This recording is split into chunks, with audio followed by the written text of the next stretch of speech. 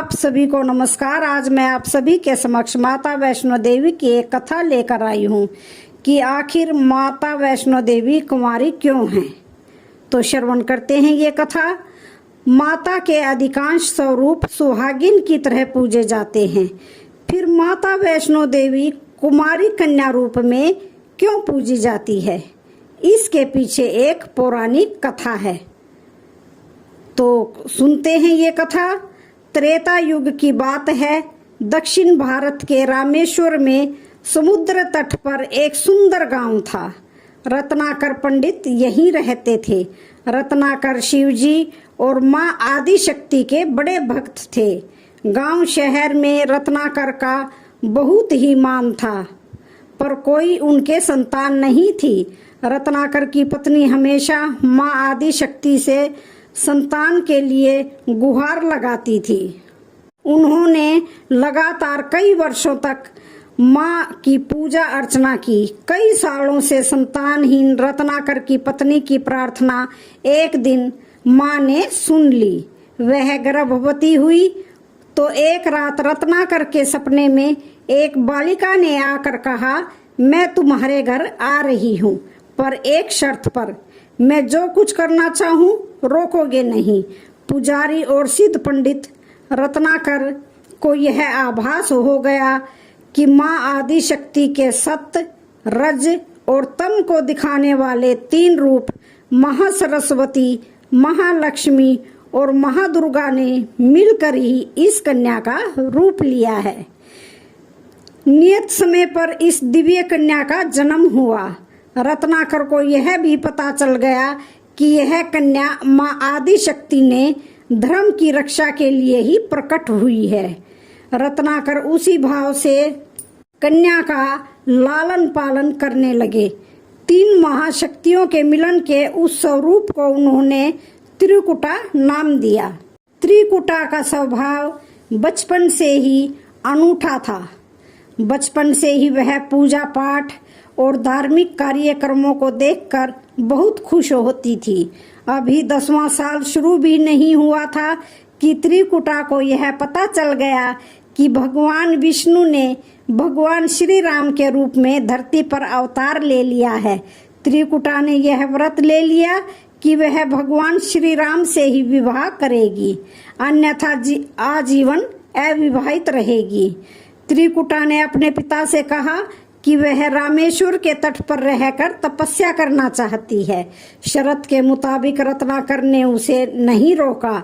10 साल की उम्र से ही त्रिकुटा समुद्र तट पर एक कुटी बनाकर रहने लगी। वह भगवान श्री राम को पति मानकर उनको पाने के लिए कठोर तपस्या करने लगी। इसी तरह घोर तपस्या करते हुए त्रिकुटा को बहुत साल बीत गए। सीता हरण के बाद भगवान श्री राम लक्ष्मण के साथ दल बल लेकर सीता की खोज करते हुए रामेश्वर पहुँचे।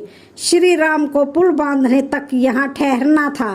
भगवान एक दिन विचरण कर रहे थे कि तभी समुद्र तट पर एक तेजस्विनी ध्यान मगन कन्या को देखकर बहुत आश्चर्यचकित हो गए। उस कन्या के ओज और आभा से वह स्थान अलग ही रोशनी से प्रकाशित हो रहा था। भगवान श्री राम कौतूहलवश उस कन्या के तपोस्थल पर पहुँचे। प्रभु ने उस कन्या से पूछा, तुम कौन हो देवी, और इतनी कम उम्र में इतना कठोर तप क्यों कर रही हो? ऐसी क्या इच्छा है जिसके लिए ऐसा घोर तप करने के लिए विवश हो? कन्या ने भगवान को विनयपूर्वक प्रणाम करके अपना परिचय पंडित रत्नाकर की पुत्री त्रिकुटा के रूप में दिया। फिर अपनी प्रतिज्ञा बताई। त्रिकुटा जान गई थी कि उनके सामने साक्षात भगवान श्री राम ही खड़े हैं, इसलिए उन्होंने निवेदन किया कि आप मुझे पत्नी के रूप में स्वीकार कर लें। इस पर भगवान श्री राम ने कहा, यह संभव नहीं है देवी। मैं एक पत्नीक रहने के संकल्प से बंधा हूँ। अपनी पत्नी के अपहर्ता को दंड देने के लिए यहाँ तक सेना सहित आया हूँ। त्रिकुटा को यह सुनकर आघात पहुँचा। उन्होंने अपने कठोर तप का वास्ता दिया और भगवान से विवाह करने की पुनः याचना की। त्रिकुटा ने कहा, प्रभु क्या मेरा यह तप व्यर्थ गया? मेरे तप में वह शक्ति नहीं कि आपको प्राप्त कर सकूं। मेरा तप अभी कम है तो मैं इसे और कठोर करूंगी और तब तक जारी रखूंगी जब तक मेरी अभिलाषा पूरी नहीं हो जाती। भगवान ने कहा, जब मैं सीता का पता लगाकर लौटूंगा तब तुम्हारे पास आऊंगा। यदि तुम मुझे पहचान लोगी तो मैं तुम्हारी इस बात पर सही निर्णय करूंगा। त्रिकुटा को इस बात से बड़ी प्रसन्नता हुई कि उनका तप सफल है। भगवान ने उन्हें वरन का एक आश्वासन दिया है। अब उन्हें अपने स्वामी की परीक्षा में उत्तीर्ण होना है। इस प्रसन्नता के भाव से भरकर त्रिकुटा का उत्साह और बढ़ गया। उन्होंने और कठिन तप करना शुरू कर दिया। उनके तप का प्रभाव ऐसा था कि उनकी कुटिया के आसपास का पूरा क्षेत्र एक अलग प्रकाश से प्रकाशित होता था। भगवान श्री राम ने रावण के साथ युद्ध कर उसे हराया। विभीषण को लंका का राजा बनाकर अपनी पत्नी, भाई और समस्त सेना के साथ वह अपने नगर को लौटने लगे। प्रभु लंका विजय के बाद पुष्पक विमान पर सवार होकर लौट रहे थे। उन्हें त्रिकुटा को दिया अपना वचन भी पूरा करना था। रामेश्वर के तट पर पहुंचते ही भगवान ने विमान रुकवा दिया। सभी कौतूहल में पड़ गए तो प्रभु ने उन्हें कुछ पल की प्रतीक्षा करने को कहा। उसके बाद वह अकेले ही चल पड़े। सारी सेना भगवान की आज्ञा के अनुसार वहीं ठहर कर उनकी प्रतीक्षा करने लगी। श्री राम ने एक अत्यंत बूढ़े ब्राह्मण का वेश बनाया और देवी त्रिकुटा के पास पहुँचे। प्रभु उनके पास कुछ पल रुके पर त्रिकुटा उन्हें पहचान ही नहीं पाई। भगवान ने उन्हें अवसर दिया पर उनकी लीला को देवी त्रिकुटा भांप नहीं पाई। तब भगवान श्री राम अपने असली रूप में आ गए। उन्होंने त्रिकुटा से कहा, देवी, मैं आपको दिए वचन के अनुसार आपके पास आया था, परंतु आप इस परीक्षा में असफल हो गई हो। वैसे भी इस जन्म में सीता से विवाह कर मैंने एक पत्नी व्रत का प्रण लिया है, इसलिए तुम्हारे साथ विवाह तो असंभव ही था। देवी त्रिकुटा कुछ निराश हो गई। भगवान ने उनकी मनोस्थिति समझ ली और मधुर वचन में बोले। भगवान ने कहा, आपको निराश होने की आवश्यकता नहीं है। आपका संकल्प यदि पक्का है, इसलिए मैं इसे खाली नहीं जाने दूंगा। इस युग में मैं व्रतधारी होने के कारण विवश हूँ। कलयुग में मैं जब कल्की के रूप में अवतार लूंगा तब मैं तुम्हें अपनी पत्नी के रूप में अवश्य स्वीकार करूंगा। तब तक तुम हिमालय स्थित त्रिकूट पर्वत पर जाकर तप करो और मेरे अवतार की प्रतीक्षा करो। भगवान ने उन्हें वरदान देते हुए कहा, तुम भक्तों के कष्ट और दुखों का नाश करते हुए इस संसार का कल्याण करती रहो।